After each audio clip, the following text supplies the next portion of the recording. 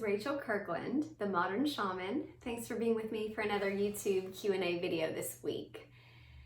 I always kind of say at the beginning of these videos that if you haven't been to my website, I would encourage you to do so. If you're into this sort of thing and you vibe with the topics we share here and kind of ascension path journey, shamanic healing and teaching from the sacred intuitive arts.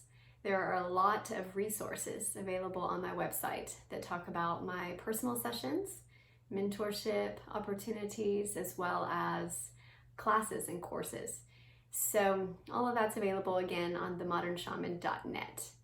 I will say too, if you have questions you'd like me to address on these Q&A weekly videos, you just send those in through the website. Go to the contact form, and then on that contact form, fill it out and just say, this is for the YouTube channel. That's where I get these questions.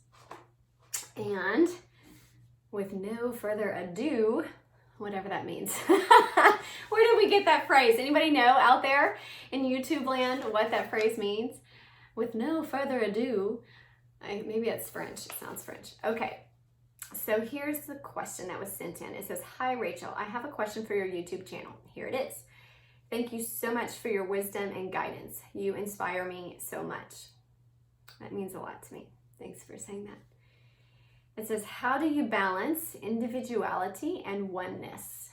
I aim to live from a place of egoless unity, and yet at the same time I feel unique in alignment with Jung's theory of individuation.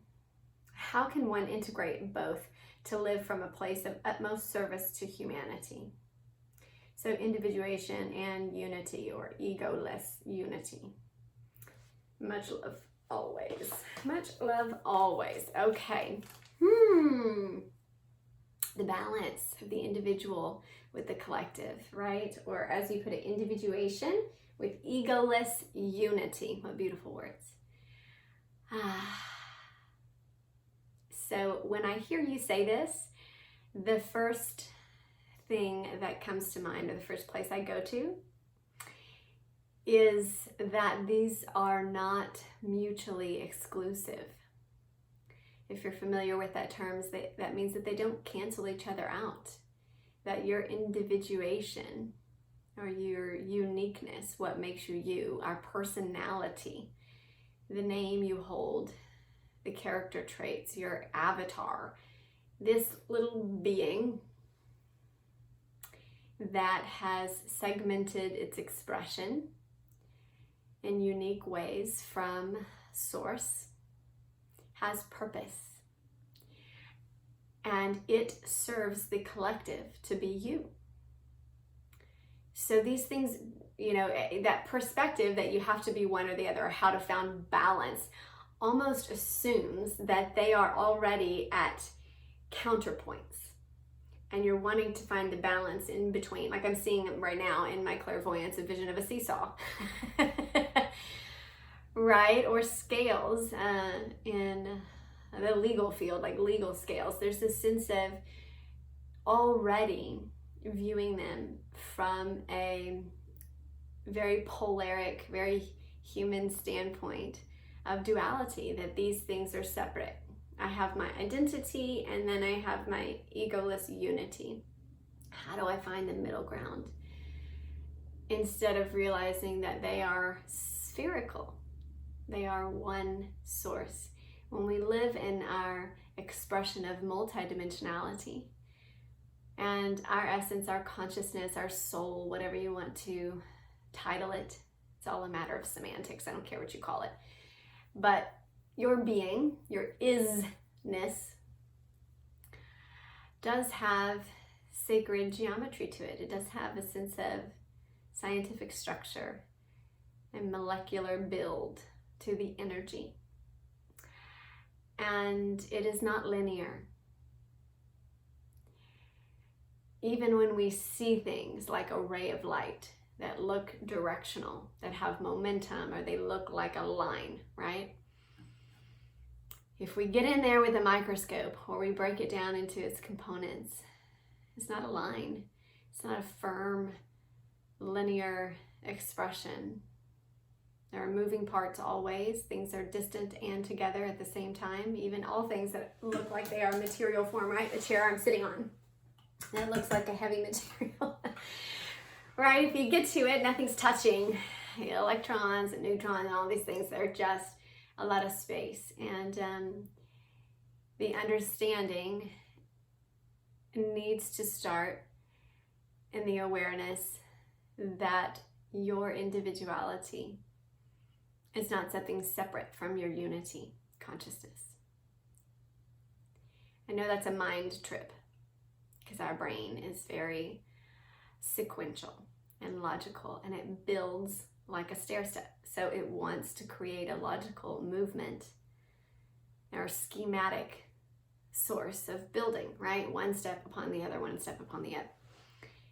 And typically that schema or schematic processing says we have one thing and it leads to this, it's cause and effect. And again, that's how our brain wants to work, right? We find a sense of peace and security in that. And yet the world of consciousness, the world of quantum mechanics and understanding is non-dual and is multidimensional, intra-dimensional, interdimensional.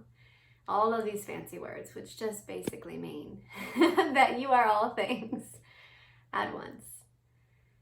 And therefore, you don't have to negate part of yourself in order to be another aspect. Instead, as I told a wonderful client of mine a couple weeks ago, Spirit kept channeling to her, you are all this, you are all this, you are all this, because she was trying to make choices.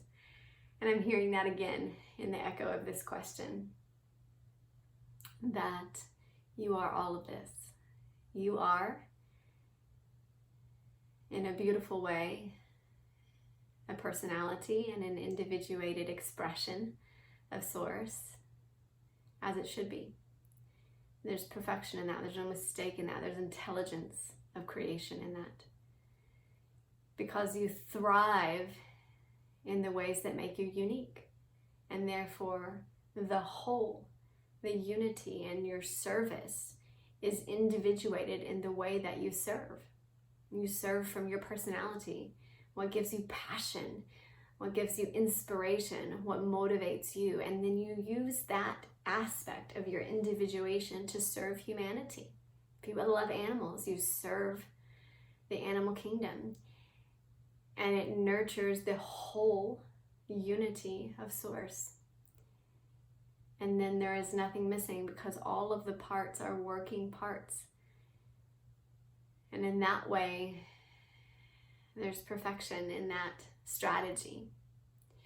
So I don't think that it is a balance of serving self and serving others, or I think there's a sense of balance in you, knowing you, and allowing yourself to serve through the fruition of being you. I'm not sure where this idea of selfishness came from, or the idea that there is an ability to take away, right? Like, I'm going to take this away from you and give it to me. But we've kind of had that perspective. And I think that does us a disservice when we are trying to understand how to serve humanity. You have to serve it from your perspective. You have to serve it from the qualities that are uniquely you.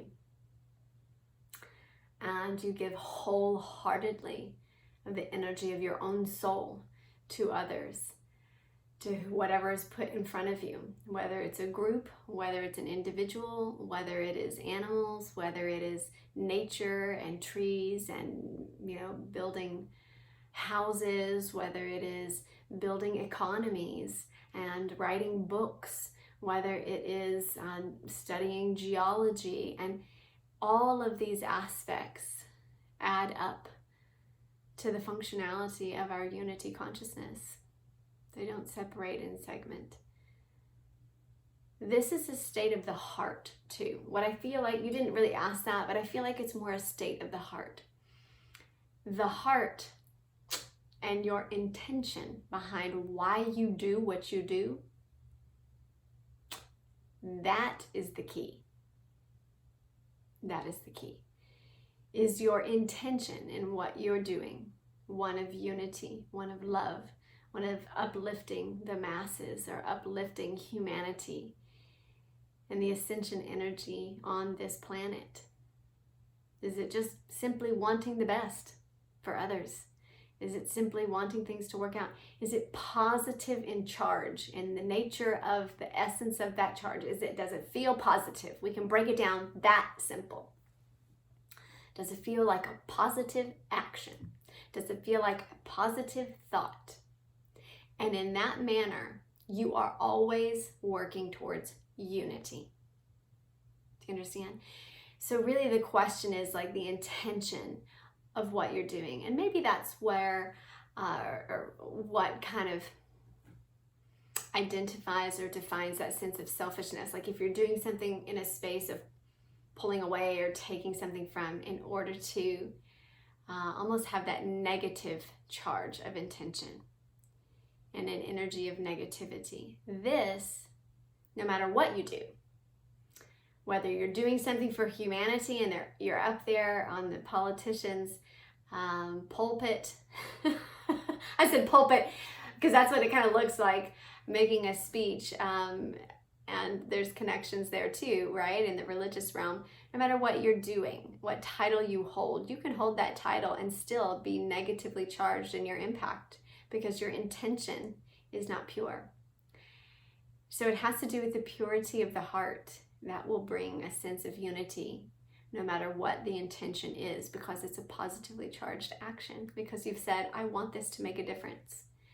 Even if it's a child coloring a little coloring book page and they give it to the waitress who gave them that little coloring, you know, like how they give you those little coloring things. That's the y'all know I'm way too clairvoyant. That's the image I just saw right now. A child, this whole scene flashed in my eyes of a child getting one of those coloring pages in a restaurant and coloring it and enjoying coloring it and then being grateful in a split-second thought to the waitress that gave them that coloring page, and then they go, I'm going to give this back to them. That simple act of someone was kind to me, I want to be kind, I want to give this back, this made me happy, I want to make them happy. This beautiful sense of, see how unifying that is and how cyclical that is, how spherical that energetic movement and momentum. I mean, it can be that simple, and that is unifying humanity, that simple charge of that energy. So there's the intention, and it doesn't have to be monumental. It can be, but it doesn't have to be. Every single act of positively charged energy and intention like that will do as you intend to create unity and love. So that's where I would go, to the center of why you're doing what you're doing. Whether it's expressed through your individuality and uniqueness, or whether it's expressed in a sense of compromise and giving away what feels like your uniqueness. If the intention in the heart is pure, loving energy, it's always bringing that sense of unity back towards source. And that, my friend, is a beautiful life journey, to live in that, to have that as a testimony to your life and what your life has been about. That's what I call success. Truly peaceful, blissful, unifying heart intention in all that you do. Thank you for your question. I'll see you guys back here next week. Blessings.